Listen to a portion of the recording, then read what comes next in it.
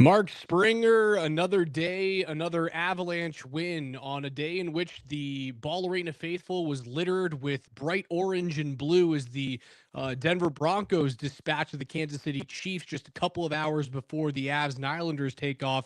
No, it was not Islanders orange, it was Broncos orange in the lower bowl that you guys saw on the altitude stream tonight. 4-1 is the final between the Avs and the Islanders, coming off of that Broncos win against the Kansas City Chiefs. And while this one didn't start great, it was a kicked in goal that was allowed, not disallowed.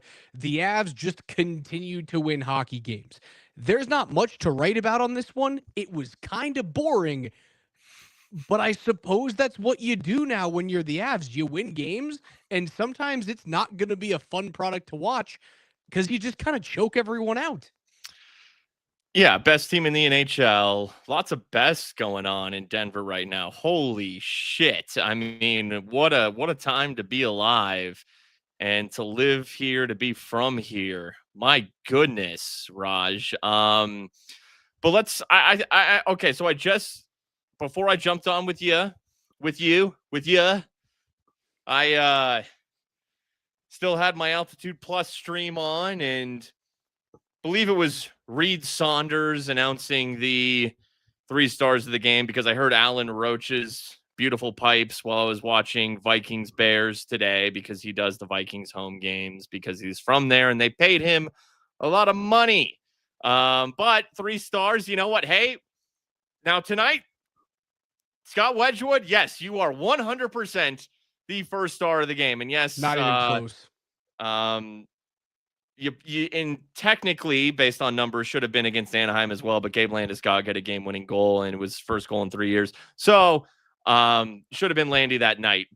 But tonight, yeah, Scott Wedgwood was incredible.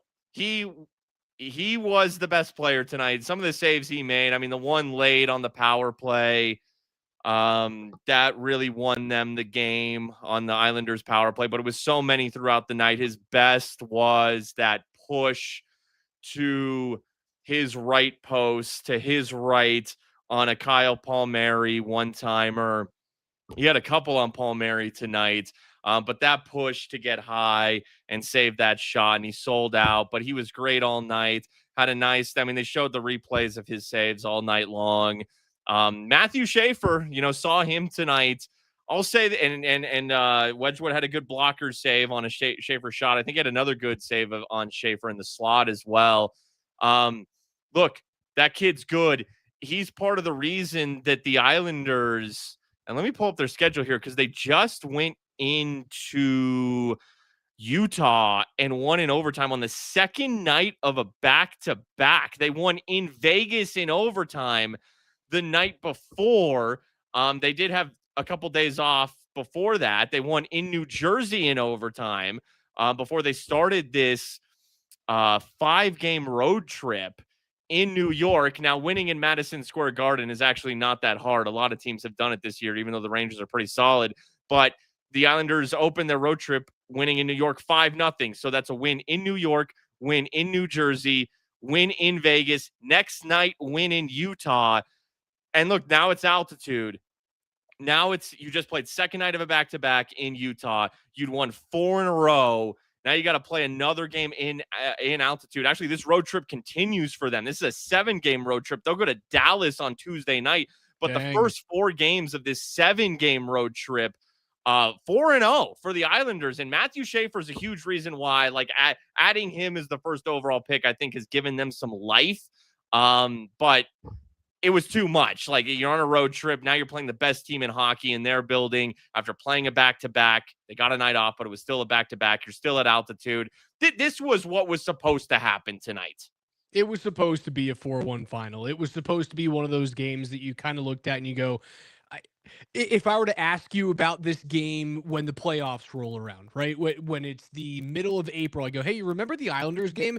What I would expect most of you to go is, no, I don't remember the Islanders game. But Scott Wedgwood, as you astutely pointed out, he gives you a reason to remember this. The 2 saves that he makes on Kyle Palmieri tonight. Kyle Palmieri has to be seeing nightmares of Scott Wedgwood this evening. Scott Wedgwood is to Kyle Palmieri as Jaquan McMillan is to Patrick Mahomes today. They are Freddy Krueger. The short side save that he makes in the first power play, blocker, he's making that crazy acrobatic save. He's so athletic, and that's the thing that he brings to the crease that like Blackwood necessarily doesn't. He is able to make those, and maybe this is a little blasphemous to say he's able to make those like Hasek-esque saves.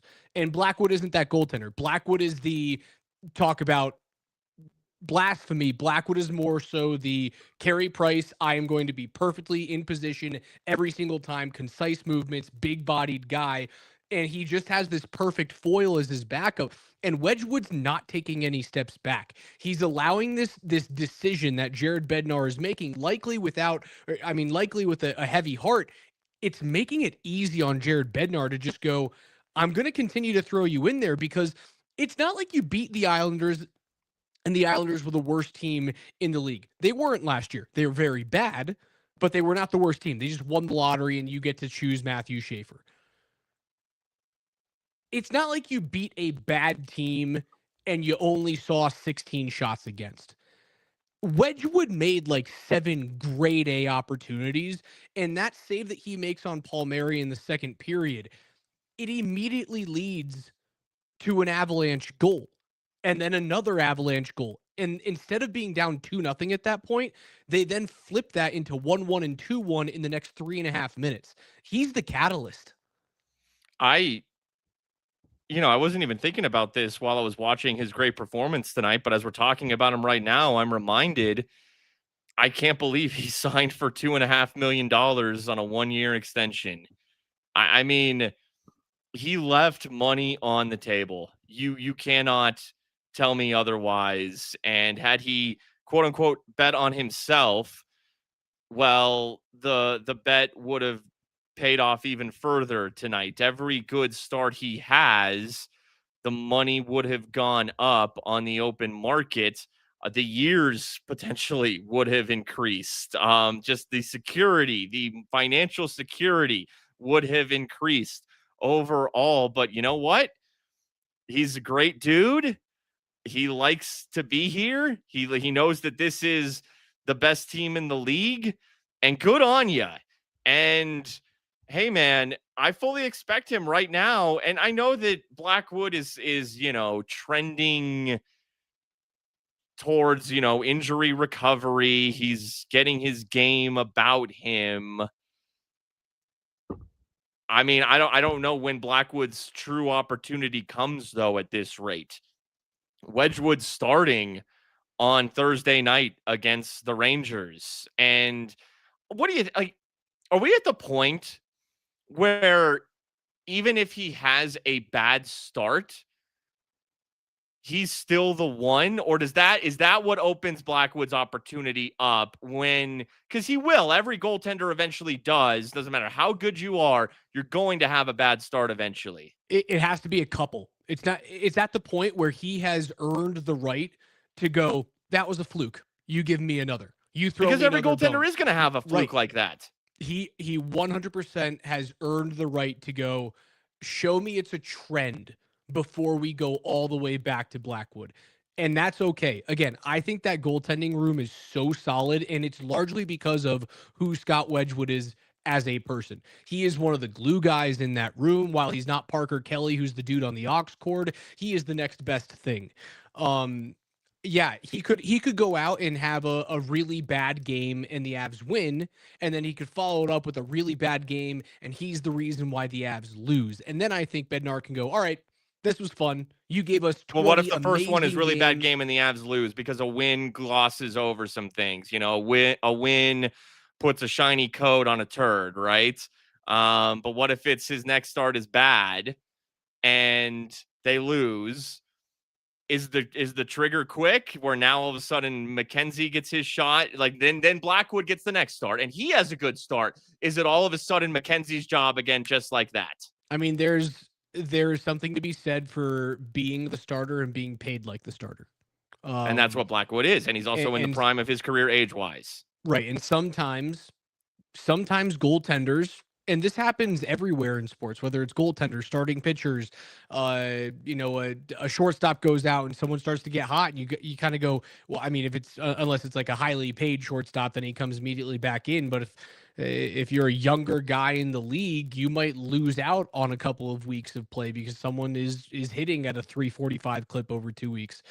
Um, I don't think it's a quick hook. However, the fact that Dallas just continues to win, it makes it it makes it prudent to continue to gain points. So you can't just sit there and go, well, we've lost 2 in a row with you, Edgy, and you haven't been good. Here's a third, because Dallas ain't losing right now. And as good as you've been, the Stars are just 4 points back. But So right now he's showing no signs of slowing down. no, he's not. And I feel like we're at the point where he's the 1A at the very least.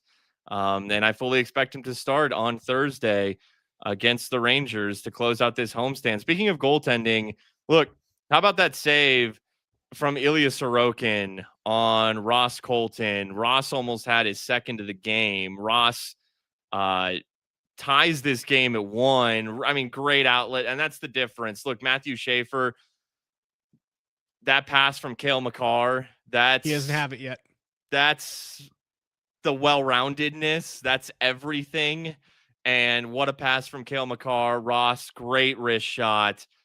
Ross can do that. He seems like he is back to pre-broken foot Ross for sure, playing on the second line. Dude, it's all because they switched up those lines. Nelson, Colton, and Brindley is wonderful together. Well, and then Brindley's up there because Nichushkin's out, and Ross was playing well with Nichushkin. But Brindley's, that was the right move. That was the right touch. And you got a second line wing making under $1 million, and he's playing like a second line wing. How about that? But then Ross almost has the second goal. Brock Nelson, who ultimately does get a goal this time, is winding down in this game against his former team. But Brock's pounding away. Ross comes in. That's a heck of a save by Ilya Sorokin to stretch out with his glove. And that was the close your eyes, look what I found type thing. But still, that was a heck of a save. Yeah, so good great goaltending save on display all over the place tonight. Yeah, I thought Sorokin was as billed. Sorokin, for my money, is a top 7 goalie in the world. I love watching that dude play hockey. There's a reason why he has a Vezina trophy to his name so far, but the second line has been great. I thought you saw some flashes out of Cale Makar this evening, a couple of solo rushes up the short side that I've been wanting to see a little bit more. Power play left a little bit to be desired, but still moved the puck well. It just felt like one of those games that you just had to slog it out, and if you got a 2-goal lead, it was going to be over. Obviously, you get 2 empty netters at the end there, and you don't have to worry about playing something so tight after you kill off the. Let's go to the Marty Necas penalty. Dumb penalty. Like, there's no reason for you to try and go short side, way high flip when the entire far side of the rink was open. That was a panic play from Necas. Yeah, I mean, it's an aggressive play. And I like it when they play aggressive, not playing to not lose. That's hurt the Avs in the past when they play to not lose. So still forcing the issue, still trying to push the puck up the ice. Unfortunately, the kill was good. You don't have Nichushkin, but Brock Nelson he's really gotten more PK time, it feels like, since Nichushkin's been out. And he played there since, and he was good. I mean, Drury and Kelly are an excellent penalty kill tandem, and obviously Lehkonen. And then I thought there were moments where Bardakov looked good. He's getting that look now. Zakhar Bardakov is getting that look on the PK since there's an extra slot for time available now that Nichushkin is out. Well, he's going to need that too. I saw that Evan Rowell of the Gazette was looking at some interviews that he did with a Russian I brought this up before you jumped on and he was talking about ice time. Yeah, he's not thrilled about it, but like, also, welcome to playing on the best team in the National Hockey League. Exactly. You're not going to step in and get 14 minutes on this team, dude. Like, yeah, wake the fuck up. Yeah. I appreciate his. Don't get me wrong. Like I you appreciate. yeah, but there's also like, hey man, what I said is like, you should just be happy to be here. You really No should be. doubt. No doubt. Thank your lucky stars you're here. Look at what it did to your buddy Val Nichushkin's career to come to Colorado on a diamond in the rough waiver wire pickup. Look at what it did to Val Nichushkin. Look at all the money that it put in Val Nichushkin's pocket and the ring that it put on his finger, and then eventually the 2 suspensions. But we won't talk about those things. Also, I just assumed that the Nelson goal was an empty netter. I finally watched it. Like when the Avs scored their empty netter, I went down into my studio and just started setting this Yeah, whole I thing did the up. thing And I where I realized was it was getting ready 4-1. too, but I just so happened to be able to see it on my It's a laptop. tip. And yes, it was a tip It's shot an from actual tip with a goaltender in the net. yes, they put Sorokin back in. So no Um, cheap goal for Brock Nelson it, tonight. it's not to say that I don't think Bardakov is a really good fit. I like him. I think he's got a good future, and I think he's a perfect bottom 6 player that's going to be cheap for you, hopefully, moving forward. If he's worried about minutes, that's a great way to kind of appease him. Is like, hey, here's 30 seconds. Here's another 50 seconds a night on PK. You're not going to be my first unit, but you could be my third forward out there 3 Hey, if you times a want to go night for play for 20 the seconds. Calgary Flames and get 12 minutes a night, be my guest. Yeah, you And want to be Jeremy Grant on the who did he go to? Jeremy Grant. Detroit. Yeah, you want to be Jeremy Grant on the Pistons? Be my guest. Yeah, and I get it. I get it. And hey, who knows? Who knows? Look, Ben in the chat says LOC is coming soon, and we got an update on Yoel Kiviranta today. The timeline was originally 6 to 8 weeks, but kind of the verbiage and the vibe, the way he's been talked about, made it feel like it could be a while. But apparently, he was skating today, non-contact. We're at about the 4-week mark, so it doesn't seem like he's coming back in the next week or anything like that. But it does seem like Kiviranta could be back in a few weeks, and O'Connor could be back in a couple weeks. And look, for whoever's back first, probably O'Connor, Taylor Makar, or whoever that courtesy, final forward is. And right now it's Taylor Makar. Yeah, who 3 minutes and 20 got seconds. 3:21 tonight. Laid 2 hits. Didn't really notice him out there at all tonight. Jared Bednar is probably not thrilled that he has 2 of his 12 forwards right now combining for 9.5 minutes. Yeah. It's not because they're bad players. It's because he doesn't trust them. And honestly, like I'm not giving Taylor Makar 12 minutes. I'm not giving Jakar Bardakov 12 minutes right now. You know who gets 12 minutes in my book? Logan O'Connor. You know who 100%. And that's part of the reason why Parker Kelly only plays 854. They can mix Parker Kelly in a little bit with a third line group, but and Parker Kelly is a guy he trusts, but right now he doesn't have 2. And this is no knock on either of them, NHL line mates. So as soon as, Connor's back, then Makar or whomever is out. And then as soon as Kiviranta is back, and hell, Nichushkin, who it doesn't seem overly serious with Nichushkin, the way that they talked about it. It seems like maybe just 2-3 weeks, at least the way they've talked about it. So, I mean, hey, maybe Bardakov is part of, it's probably good for you. You want minutes? You can go play with the Eagles and you can really develop your game there, or you're part of a package to go somewhere else. But either way, there's your little update on Yoel Kiviranta. I'll be interested to see an update over the next 2 days on Josh Manson's hand. I didn't love how that happened, where Anders Lee comes from behind him and instigates a fight. Now, Manson gets a couple of good quick punches, including one big uppercut, but it was this weird tumble over each other, like Lee toe picked or something like that. It wasn't dirty for Anders Lee whatsoever, but it was this weird roll where I got very nervous that, like, that's how you break a wrist. That is how you break a hand or a couple of fingers or pop a thumb. And it was very clear that when he went to the box, they immediately put ice on it. Now he returned to play and continued, but these are the type of things that can flare up the next day. So I'm a little bit nervous to see what happens there with Manson. Yeah, that was an interesting sequence. So Brent Burns just throws Emil Heineman, who scored the lone. Manhandled Emil Heineman. I mean, dude, he just suplexed him. that was Is that hilarious. Are you allowed to just throw a dude down like that? Kind of, I guess. In certain situations, I don't know. I mean, it was kind of like a pseudo hit in a way. Like the puck was right there. Yeah, like you can do that. Like you can open hand shove someone. It just so happened that he shoved him through the crust of the earth. And then Anders Lee is coming towards the play, but Josh Manson is right behind him. And it's not really a cross check as more as it is just another shove, not as ferocious as the burn shove, but it is kind of from behind. But Lee he wasn't right near the boards, and he kind of just tumbles over Heineman, who's down. Like he just trips over Heineman via the shove from Manson. I wonder what that would have looked like had there not been a lot of bodies there, but obviously Anders Lee took exception to that.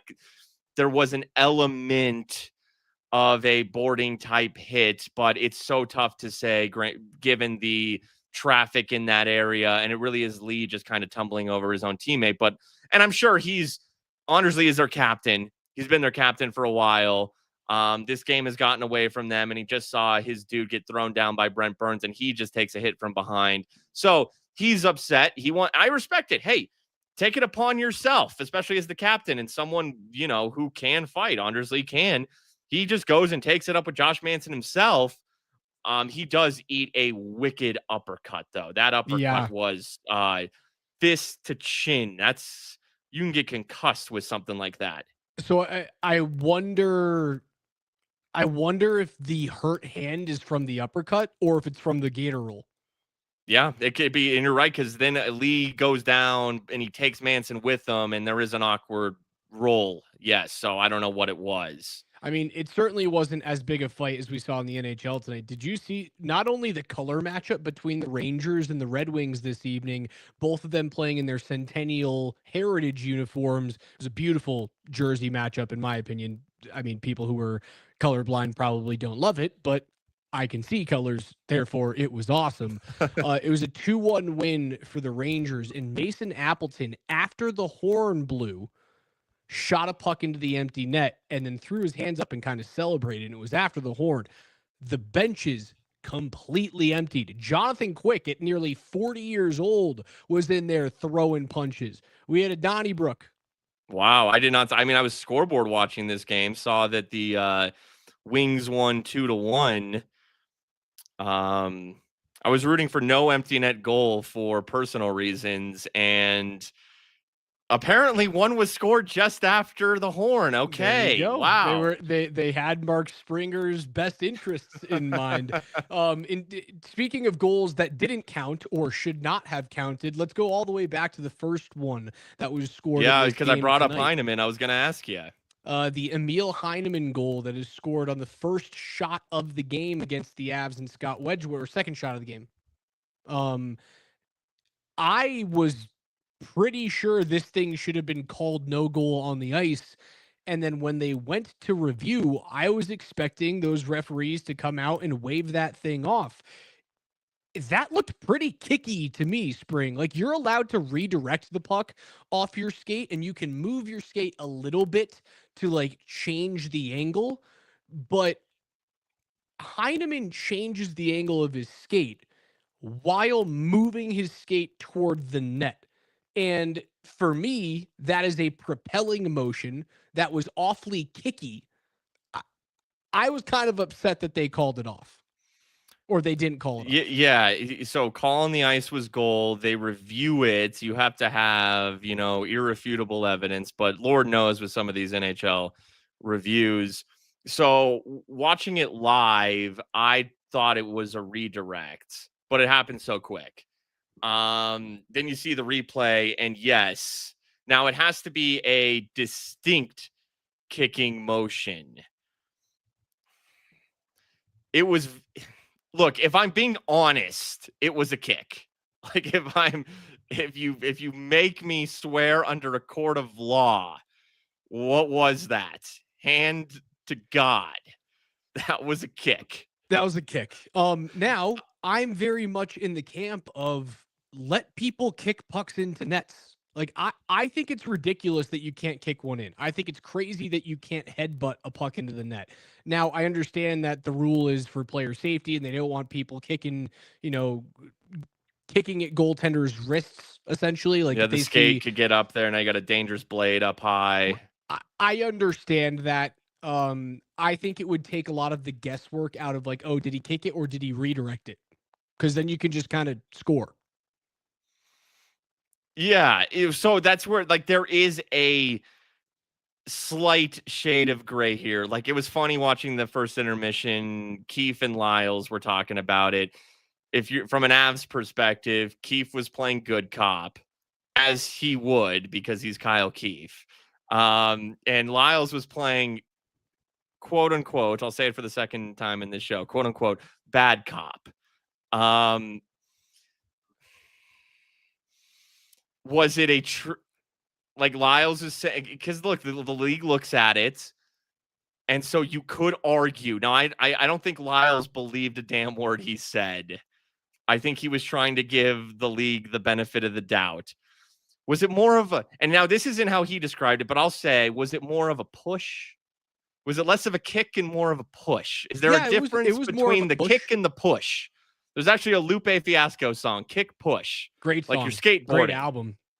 Dude, that song is awesome. Was it a kick or was it a push? And is there a difference?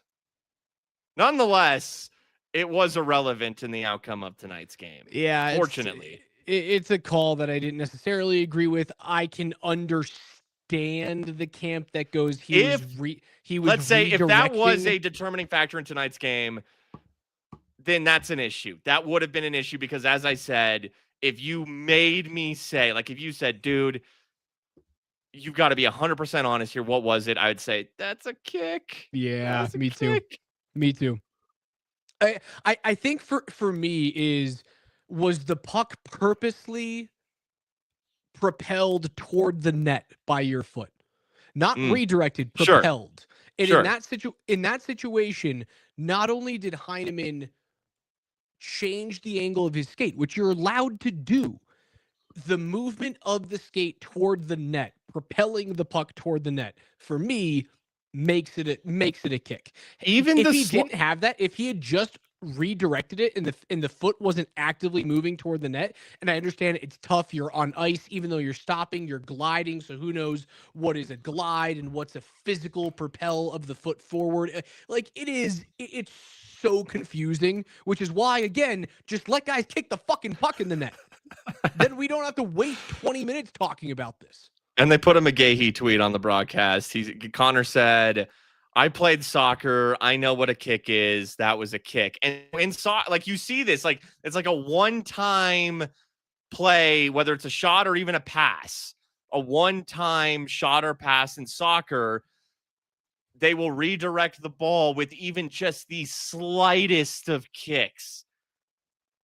That is still a kick.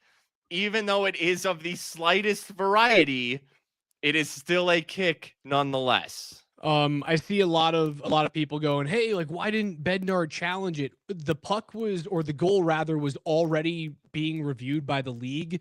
So the review that would have been set in motion by a challenge was already being reviewed. Yeah. So there was no reason when they come back and they point good goal on the ice for Bednar to then go, well, I'm going to challenge that. They would literally just like put the headsets on for a millisecond and go, it's a good goal. Now you're on the penalty kill, send someone to the box for 2 minutes. So it essentially already worked. Like you got a free challenge out of that. So I guess that helps. Like you didn't have to take the chance of going to the box. It was funny. I thought that was an interesting part of the hockey game, like a little cat and mouse, because I wasn't expecting it to go directly to challenge, or rather directly to review.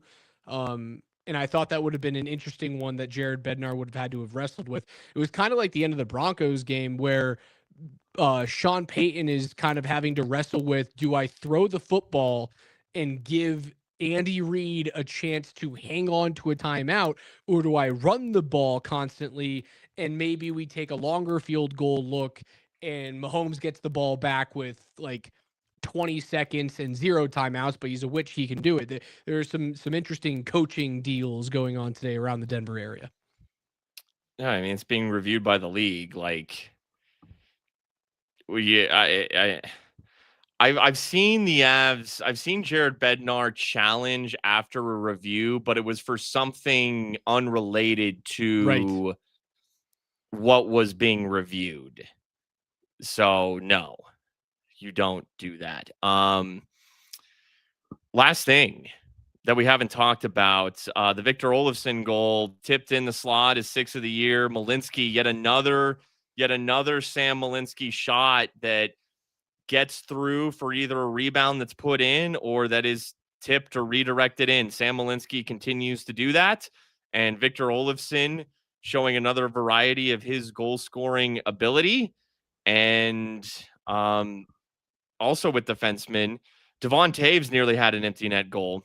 Was looking for his first of the season, but it was gloved down by an Islanders defenseman. So Taves has yet to score this year still. Former Islander as well, Devon Taves. Man. Yeah, that's when you look back, and I believe the decision for New York at that time, and I'm pretty certain Lou Lamoriello was the general manager of the Islanders Had back to when be. when that decision was made. It was between Devon Taves and was it Pellick? I think was the decision. They went, we're going to go with Pellick instead of you, Ugh. and it that looks horrible right now. Now imagine like what Patrick Waugh could have done with a decor of Schaefer and Romanov and Devon Taves, just those three dudes. And then like your 5'6" continues to be Scotty Mayfield, big and long and rangy. Throw Tony D'Angelo on there for a guy who's a puck mover. Like that decor looks really, really scary. I think it's a solid decor in New York. With Devon Taves, it would be very good and very deep. They made a horrible decision. Yeah. Speaking of Mayfield, who I did not and hold the Mayfield thing because I did want. Well, to just talk real about quick, that. he laid a cross check on McKinnon late in this game, and McKinnon was like, "What the fuck?" Oh, I thought you were going to talk about the when Mayfield was all pissed off at Gavin Brindley. Sure.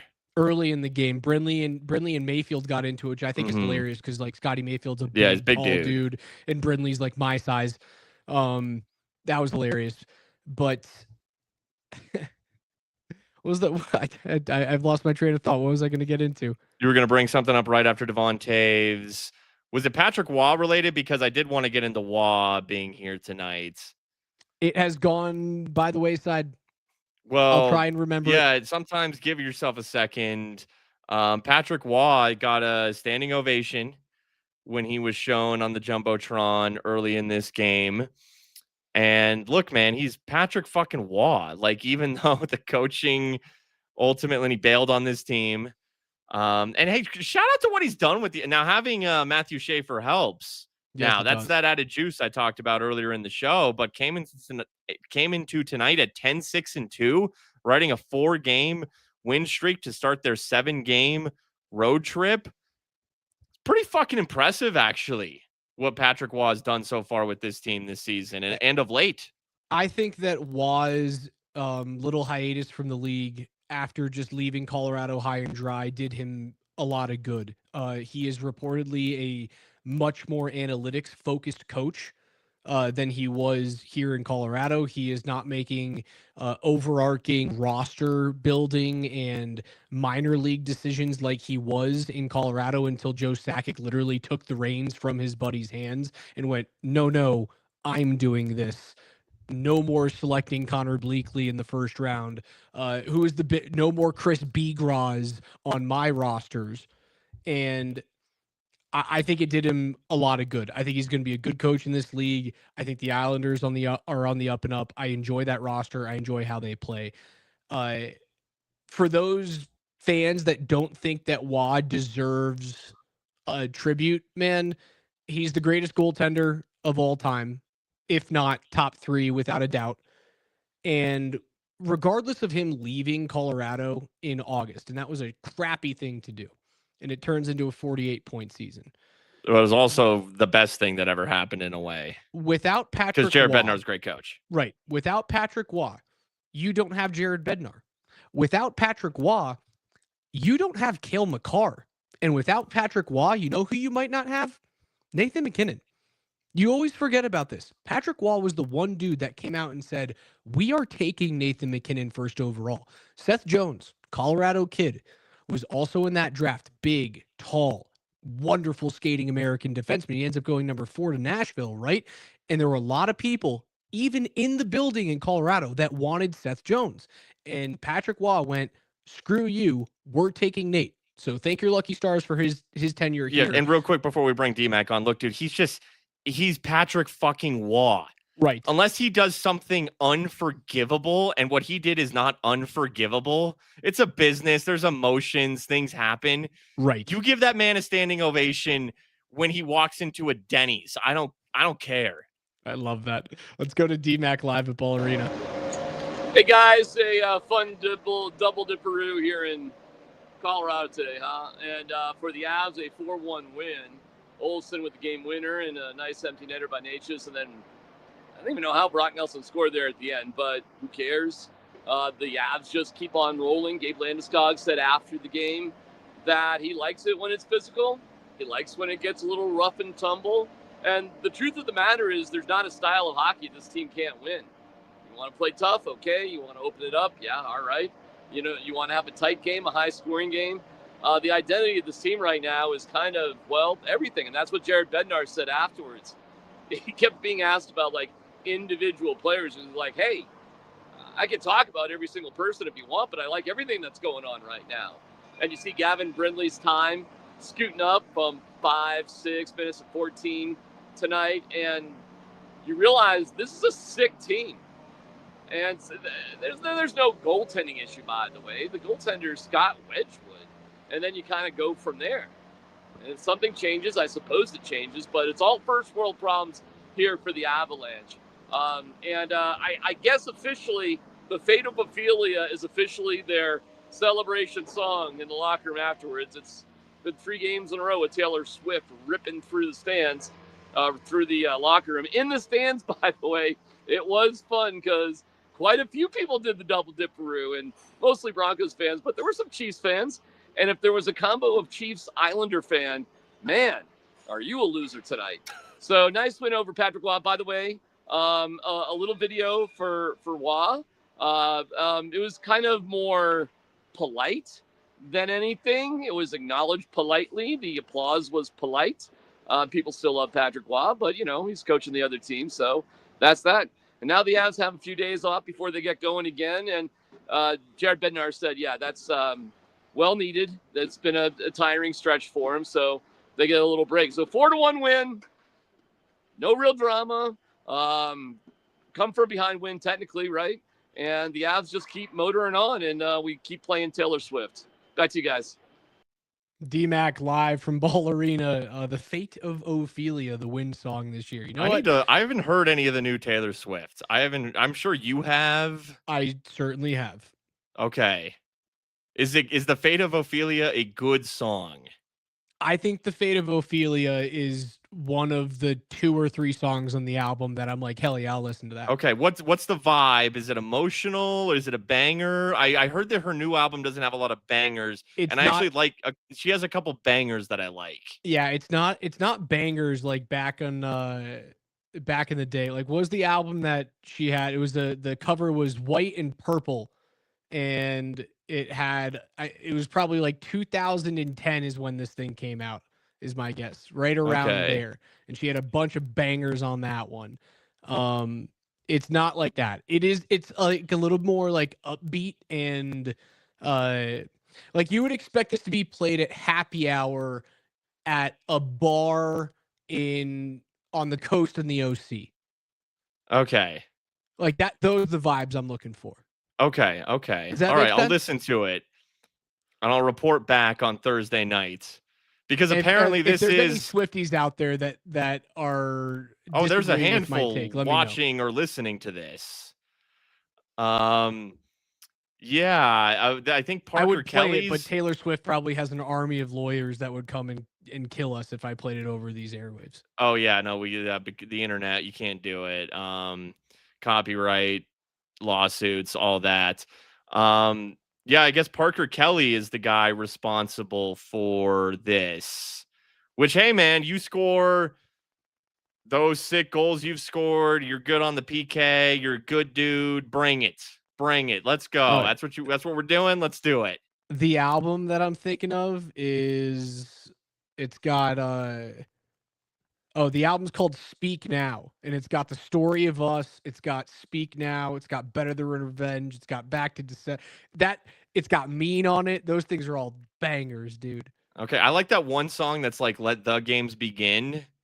And it's like, are you ready for it? And it's yeah, that's when this she bass is was like going boom, edgy. boom, boom. Like see, I need something that makes me feel alive. That's when she was trying to answer to Miley swinging around naked on a wrecking ball. Okay. Well, she answered. She answered.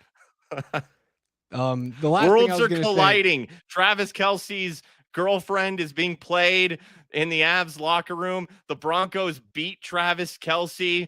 Our coworkers, the LA Rams, could be on a Super Bowl collision course with the Denver Broncos, who wore Rams jerseys, but also gave the Broncos Nordiques jerseys. Worlds are colliding. They are. I can't keep track of any of this right now. Last thing before we get out of here, Spring. It's late.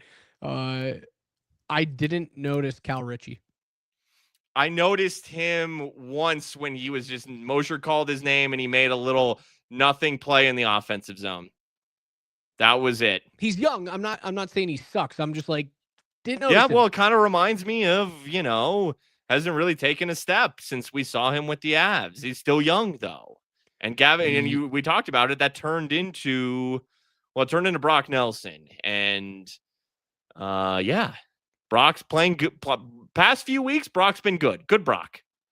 Avs, again, they extend their point streak to 10 games now. Through 19 games, they are 13-1-5, 31 points, paces the entire NHL. They are 4 points clear of the Dallas Stars, sitting in second place in that Central Division, a full 9 points up on Winnipeg in the 3 seed in the Central. So even though Dallas keeps winning, you are separating yourselves from the rest of the best, not only in the Central, but in the Western Conference as well. One more thought, and someone in the chat threw this name out there, then DMac came on and I forgot.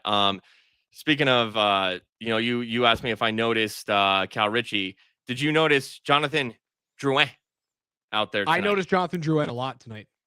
He was a -1 with 2 shots on goal. I thought Drouin, I think you can make the argument Drouin was the best forward on the ice for New York tonight. Okay.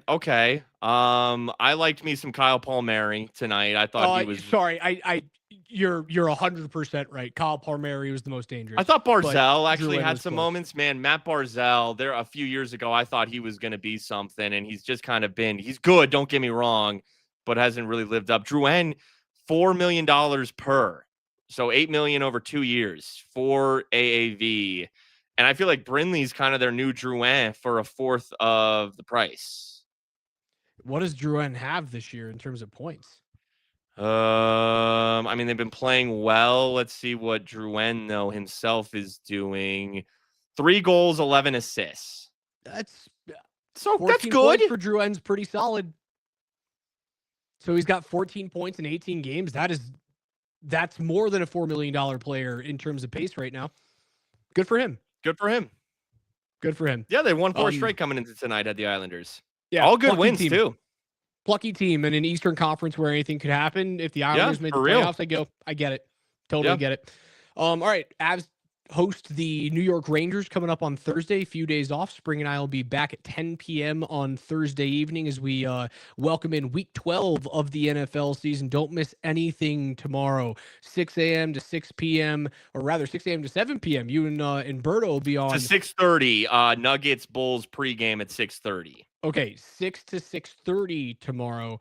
You guys will have reaction to the Broncos' big-time win. That's the biggest win since 2015 here in Denver. Reaction all day to the Broncos beating the Chiefs at home, stranglehold on the AFC West. You get some Avs talk in there as they extend their point streak to 10 games and continue to pace as the best hockey team in the world. But that'll do it for us tonight. For Spring, I'm Raj. Thank you guys so much for hanging out late on your Sunday evening. Have a great start to your week, and we'll see you guys on Thursday.